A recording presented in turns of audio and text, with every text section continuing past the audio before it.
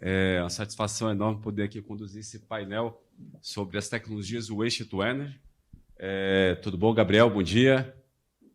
Bom dia. O Roland está com a gente Bom também? dia a todos. Tudo bom, Roland? Obrigado por estar com a gente. Gabriel, eu vou te fazer uma primeira pergunta. Quantas usinas vocês têm ao redor do mundo que utilizam a tecnologia da Solvay? E quais são os desafios que você entende para a implementação desses projetos no Brasil? A gente tem por volta de 300 usinas ao longo do mundo utilizando a tecnologia de Solver Solutions. E eu acho que o maior desafio do Brasil, e acho que também da América Latina, Yuri, são as políticas e as mudanças, infelizmente, que a gente tem na América Latina, né, de governo, de um para o outro, que às vezes tem marcado um rumo e o governo seguinte muda. Mas acho que o Brasil tem tomado uma posição bem mais estruturada nos últimos anos. E acho que está bem mais avançado que qualquer outro país da América Latina nessa questão do waste to energy. Os outros países da América Latina estão muito atrasados em comparação ao Brasil agora, né? Perfeito. Obrigado, Gabriel. Roland, tudo bom, Roland? Muito obrigado por estar com a gente. Tudo bom? Oi. Eu quero aqui, primeiramente, agradecer por ter sido anfitrião conosco lá na Suíça. Nós que fomos para a Zurique, depois uma reunião na sede da Hitachi, tivemos na usina de Lucerne, na Suíça, e visitamos uma usina extremamente moderna. Ela que utiliza filtros de amônia, depois filtros eletrostáticos de alta voltagem para separar os metais pesados e 2 filtros de manga. Ou seja, há uma legislação bastante restritiva na Suíça e eles fazem totalmente o cumprimento dessa legislação, de modo que não há metais pesados no bottom ash que eles produzem, e as emissões são extremamente limpas, né? Nós subimos na chaminé da usina e pudemos ali, o CEO da companhia, né, do operador da usina, da RE Energia, acompanhou a gente e ele colocou um tubo em cima da chaminé, de modo que a gente pôde respirar o ar que saía da chaminé, né? Então, mostrando que a usina é extremamente limpa. E foi uma experiência incrível, Roland. Eu quero aqui compartilhar com eles e agradecer a você por ter nos acompanhado e providenciado todos os detalhes. Roland, eu queria te perguntar, quantas usinas de Waste to Energy a Hitachi hoje tem em operação no mundo? Quantas linhas de incineração vocês já construíram? E quais são os desafios que você enxerga para a implementação desses projetos no Brasil? Bom, quantas usinas é difícil para dizer, né? Você mesmo no palestra, né? São mais que 800 projetos, não são 800 usinas, mas 800 projetos. Mas só no momento temos 7 usinas na construção. Só agora, neste momento, né? Este ano. Então são muitos. Você viu na palestra o número das usinas que nós construímos lá na Inglaterra. São 18, né? O número 18 está agora na construção. São muitos, é difícil para contar, né? A história é longa, né? As usinas de hoje elas são diferentes que os anos que nós construímos 20, 30 anos atrás. São mesmo no foco da produção de energia elétrica, com eficiência muito, muito alto. Mesmo como uma usina termoelétrica, né? Que usa um combustível que é o lixo, né? Usa esta energia que tem no lixo para gerar energia elétrica ou vapor para a indústria ou para esquentar as casas aqui na norte da Europa. O desafio no Brasil, bom, como todo novo mercado, né? Tem que aprender, conhecer como funciona, precisa parceiro, né? Para realizar estes projetos, porque grande parte deste trabalho vai ser local, né? Toda parte civil, construção, tudo é local, né? Sem experiência, sem um parceiro que tenha essa experiência, é impossível para realizar. Então, isso é o chave para entrar no mercado, a cooperação com um parceiro que tem a experiência local. E nós vamos trazer nossa tecnologia. Obrigado, Roland.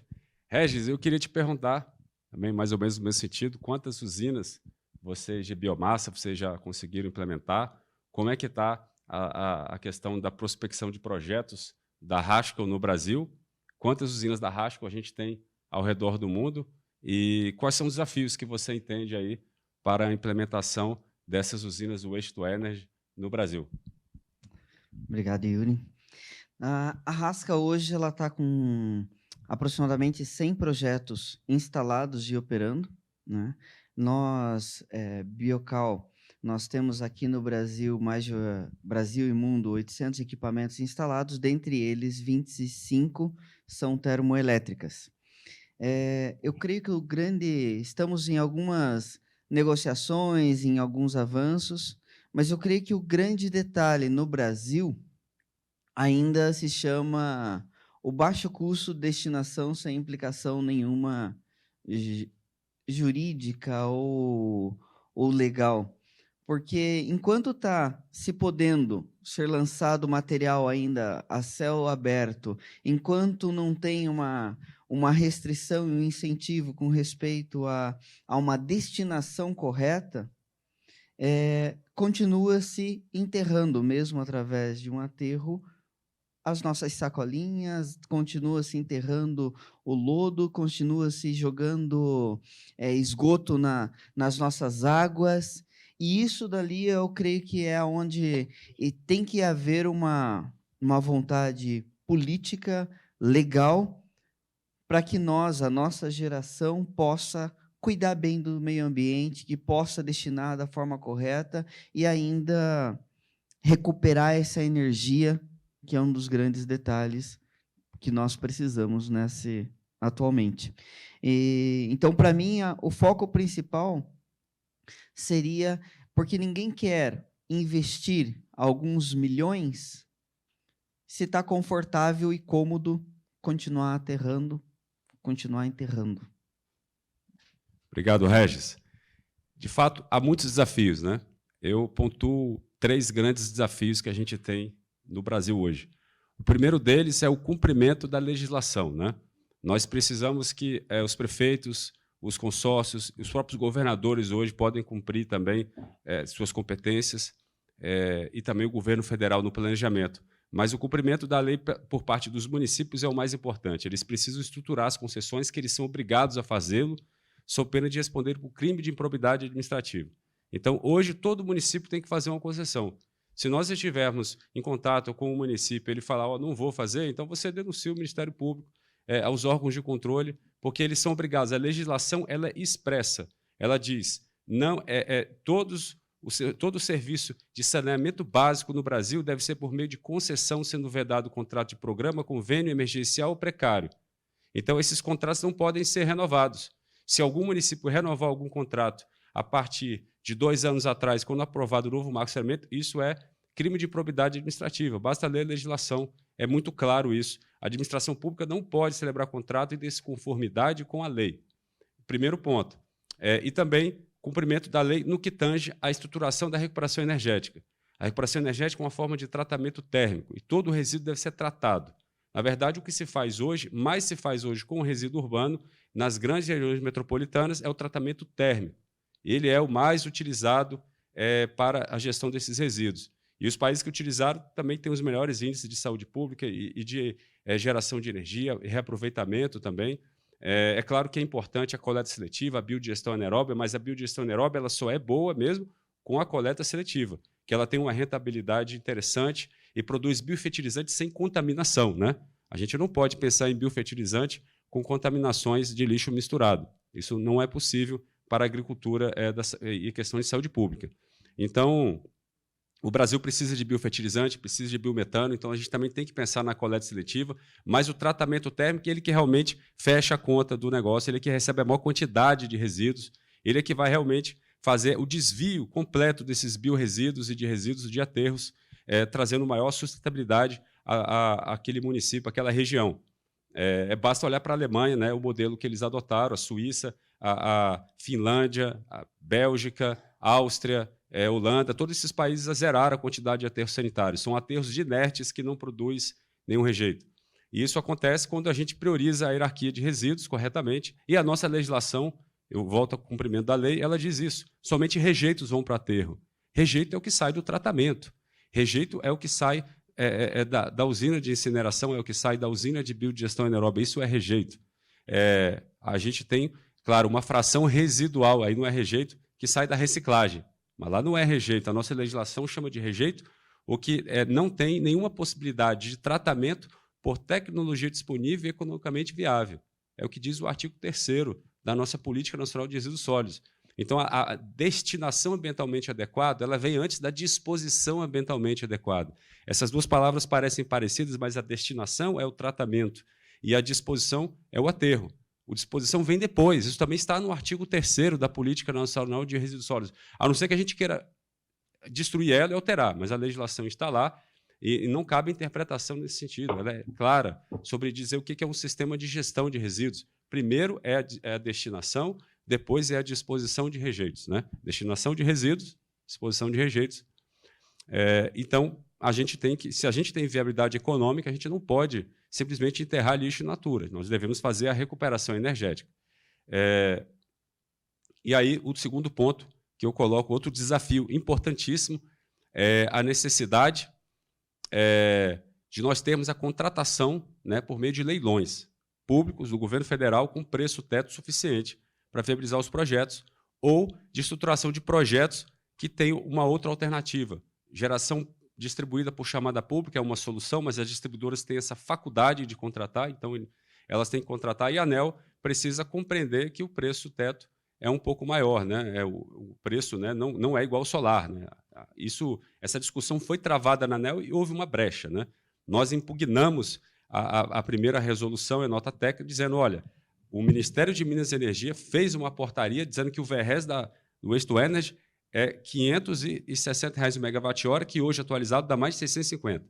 Se está na portaria 65/2018, não cabe à ANEEL de estabelecer preço. A ANEEL simplesmente somou todos os VRS com a Solar e a WTE e fez uma média de 420. E falou, isso é ilegal. E eles chamaram isso de menor custo global. Eu falei, não tem menor custo global, isso não está na lei. A legislação não deu competência para a ANEEL aplicar isso. Eu falei que isso era usurpação de competência, aí eles discutiram e, no final, deram essa abertura de, primeiro ponto, a distribuidora pode escolher a fonte que ela quer contratar, desde que ela justifique sistemicamente. Agora, quais são os benefícios, os atributos sistêmicos da nossa usina? 95% de fator de capacidade. A usina da Suíça, que a gente visitou com o Roland, opera 8.500 horas ano. É praticamente uma usina nuclear de alta capacidade que para 7 dias por semana. Então, a gente percebe que os atributos são enormes. A gente consegue gerar na base, garantir uma disponibilidade quase de 100% dessa usina o ano inteiro, 24 horas por dia. E isso tem um benefício enorme de estabilizar o sistema elétrico, de trazer confiabilidade no centro de uma cidade, né? Muitas usinas de waste to energy ficam no centro das cidades.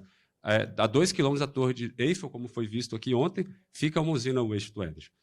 E aí o terceiro ponto é a questão de nós termos no Brasil um cumprimento das metas, né? Nós temos um Plano Nacional de Resíduos Sólidos, o Planares. O Planares prevê 2 gigas, 1 giga até 2040.